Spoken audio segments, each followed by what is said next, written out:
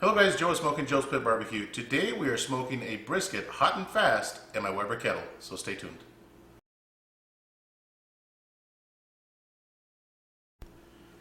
Alright guys, welcome back. So what I've got here is, what I started with was a 14-pound choice brisket, and I trimmed 4 pounds of fat. So, and guys, this isn't a very aggressive trim either. I just do my normal trim, but I decided to weigh it because it looked like a lot. And it's 4 pounds, so I've got a 10-pound brisket left. And I found this on sale at $2.59 a pound. I wasn't even going for this brisket, but at $2.59 a pound for a choice brisket, not a bad deal. Again, a choice brisket is in between your select and your prime, and I'm liking the marbling, especially here on the point that you can see. It's got a nice thick flat, and I left the fat about 1/4 inch. So here's a fat side, you can see. Okay. I removed a lot of the fat already, as I mentioned earlier, and we're going to keep the rubs real simple, guys. I'm going to use the garlic jalapeno seasonal from Victory Lane. When you apply your rubs, guys, you want to hold your bottle probably 10 to 12 inches away from the meat. Okay, then I'm going to use the beef rub and seasoning, and that's all I'm going to use. Now, I have never cooked a hot and fast. Actually, I've never even cooked a brisket on my Weber Kettle before. So this is going to be a learning experience for me. But I'm going to try to... I know that the Weber Kettle can get to 350 degrees with no problem. And I am going to use the slow and sear as well. So I will be cooking this fat cap up, just as you see here. And again, don't forget your edges, guys. Okay, then your top again, 10 to 12 inches away from your brisket. Hope I don't sneeze, because this stuff gets me every time. Whew.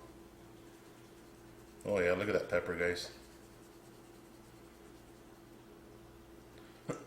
Excuse me.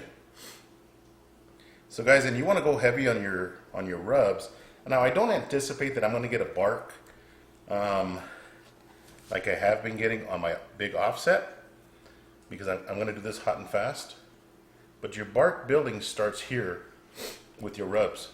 So make sure you put enough rubs, guys. It's a big piece of meat. Alright guys, I'm going to let this rest for probably 15 minutes while I go get my Weber Kettle going. So stay tuned.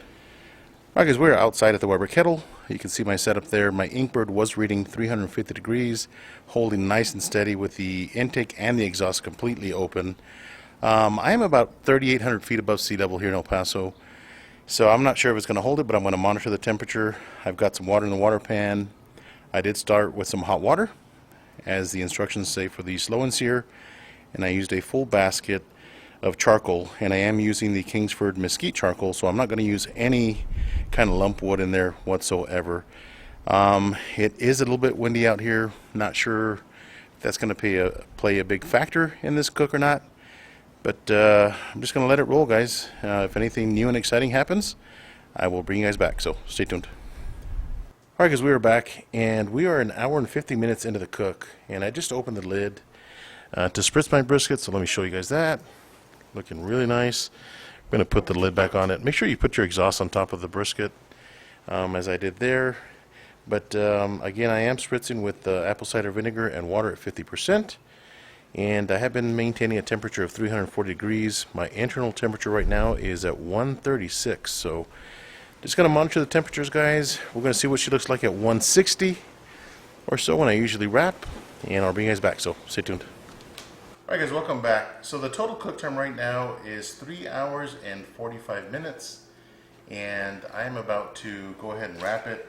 I did mix about 1/4 of a bottle of Cosmos Q brisket mop and some beef broth, and I'm just going to put some of this on the top. Hopefully I don't make a mess. Just enough to keep it moist. Once this goes back in my kettle, I will be putting it with a fat cap up again. So just a little bit of the Cosmos Q brisket mop. Just like that. And then to wrap it, got my butcher paper. I got 2 sheets of butcher paper here. Just kind of fold it over, tuck it in, fold the paper over, both sides. Just like that. Now my fat cap is here. Now it's down. Now it's up again. So I'm going to put this back in my smoker, guys, and I'll see you guys outside, so stay tuned. Alright guys, we're back, and it has been 4 hours right on the money, and I'm going to call this a hybrid wrap. I like to use butcher paper when I wrap my briskets, but obviously we've got a fire that's really close to that butcher paper. I don't want it to burn. So I wrapped half of my brisket just loosely on the bottom, on the side, and on half of the top, so that way my butcher paper does not burn. I also spritz the butcher paper with some apple cider vinegar and water just to keep the paper moist. So never seen this done before, guys, but maybe I'm a trendsetter. So we'll see you guys in a bit. Internal temperature right now is 165, so stay tuned.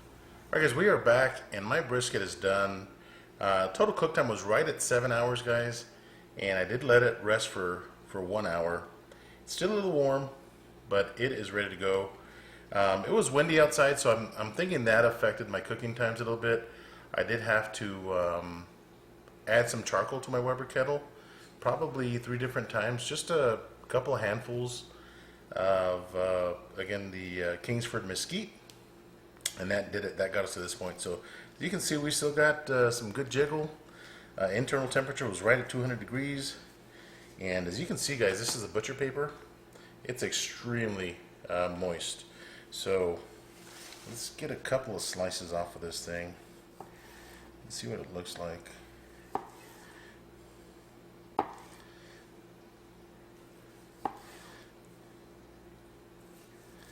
It's like slicing really nice and tender, guys. It's like extremely tender.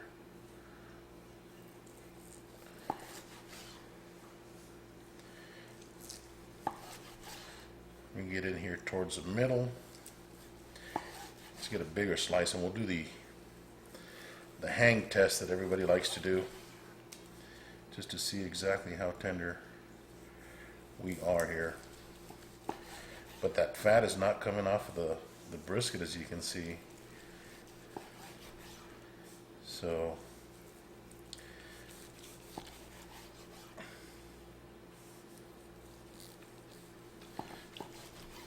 alright.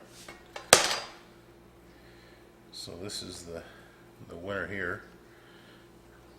Again, nice and tender. It's got the fat, probably 1/4 of an inch still on the fat, but good smoke ring. Nice and juicy, as you guys can see. Hopefully the camera makes that out. But not as tender as some of the briskets that I've had. I've had some briskets just kind of drape right over, but still really tender. Really, really tender. Look at that. So I'm actually going to slice into the point right here and get the shot that everybody likes to take.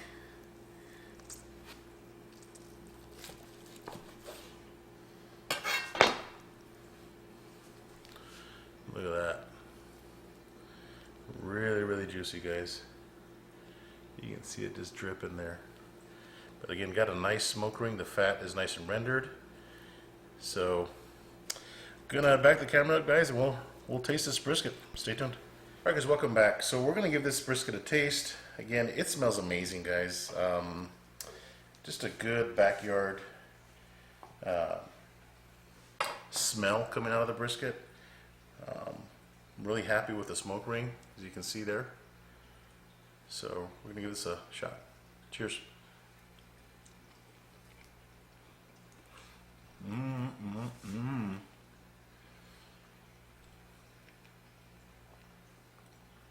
Really good flavor. You know, reminds me a lot of the briskets that come out of the Gateway drum.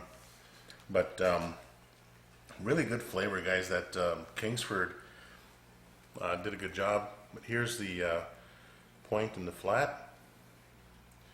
You can see really nice and juicy, guys. So again, guys, not bad. You know, you guys know that I sold my El Rey, so I miss a good brisket. And the Weber Kettle did a good job. Again, it was windy outside, so I think that affected my cooking time. But overall, guys, not bad. Look at this. Not a bad brisket coming out of that Weber Kettle. And got a nice smoke ring. I mean, you gotta love a nice smoke ring. So really happy with it, guys. The flavor's amazing. This is exactly what I was looking for. I didn't add any lump wood because the Kingsford had mesquite kind of built into the charcoal, if you will. And it did a good job. So, guys, thanks for watching. Appreciate you guys that are already subscribed to my channel. If you're not subscribed, hit that subscribe button. Until next time, Joe, Smokin Joe's Pit Barbecue. See ya.